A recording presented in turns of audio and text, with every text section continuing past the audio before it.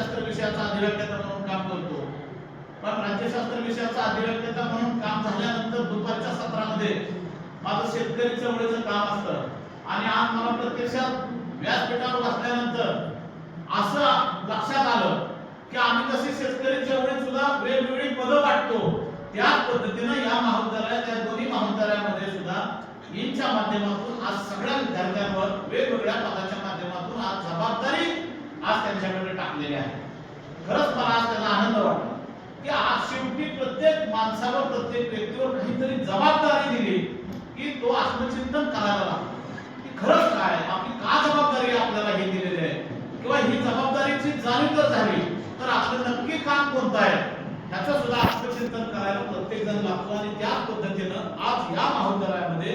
हिंद संवादच्या माध्यमातून मला इथं बोलवलं आणि माझं मनोगत ऐकण्यासाठी आपण सर्वजण इथं खऱ्या अर्थाने उपस्थित झालेला त्याबद्दलही मी आपलं खूप खूप अभिनंदन आणि आपल्याला धन्यवाद देईन.